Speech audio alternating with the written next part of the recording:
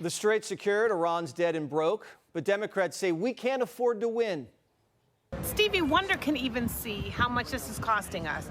So gas prices are going up. It's almost $10 in California, and fertilizer is going up. I mean, you name it, the prices have gone up. And this dude, Dr. Jesus, okay, is wanting to spend $2 billion of your money every single day rather than help you get health care.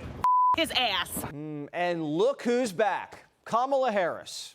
Now that she's pumping her own gas, she cares about the price. Since the start of Trump's war of choice, it's $15 more every time you fill up your tank of gas. The price of diesel has now gone up 80% since the start of the war.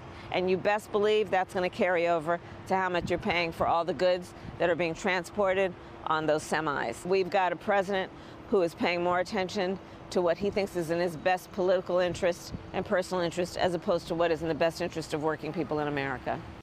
Gas is still cheaper now than it was under the Biden highs.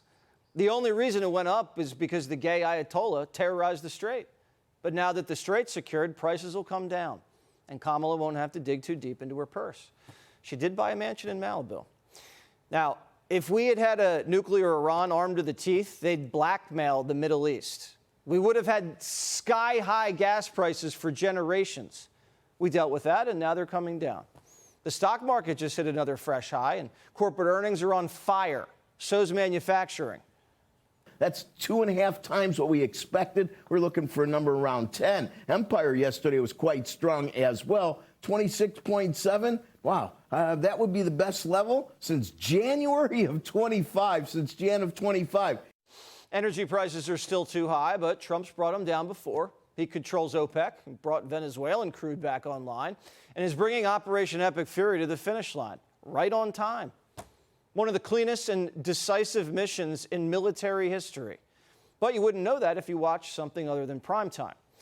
Hegseth compared the press to the Pharisees in the Bible. Watch. The Pharisees came to watch. And as the scripture reads, they came to see whether he, Jesus, would heal him, or he would heal him on the Sabbath, so that they might accuse him. Their hearts were hardened. Even though they witnessed a literal miracle, it didn't matter. They were only there to explain away the goodness in pursuit of their agenda. I sat there in church and I thought, our press are just like these Pharisees. Your politically motivated animus for President Trump nearly completely blinds you from the brilliance of our American warriors. The media wasn't feeling the Holy Spirit. I don't know what to say other than grow up, get a grip. It is just shocking. What a warped view of what the news media is supposed to do, and what a view he seems to have of this war. He compared journalists scrutinizing the war, something journalists have done to every administration that uses military force, to attacks on Jesus in the Bible. Of course, reporters should ask questions. It's a war. There's a lot at stake. And politicians have lied about war before, so you got to be skeptical. But at the same time, reporters should follow the facts, use common sense, and root for the country. This same press corps, not this exact same press corps, but at least an older press corps, bent over backwards during the Biden administration to explain away, the disastrous and disgraceful Afghanistan withdrawal. You called it the greatest airlift in American history. It's almost like you're cheering only for one side. When Epic Fury kicked off, the president told you the goals, the targets, and the timeline. He said there'd be casualties, he was honest, and gas prices would spike.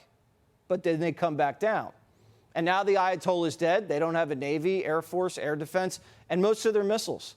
The strait's secure. We're in a ceasefire. It's only been 6 weeks. Stocks are up. Energy prices are coming down. And what's left of the regime, they're trying to figure out how much nuclear material they're going to hand over. It's not over yet. I have no idea when it's going to end. And anything can happen. But even John Kerry's impressed. I will surprise you all by saying that it is possible that the administration's decision to blockade, specifically the ports and access to the coastline, et cetera, that could be a leverage point. Be sure to like and subscribe for all the Fox News latest on YouTube, and catch full shows streaming now on Fox One.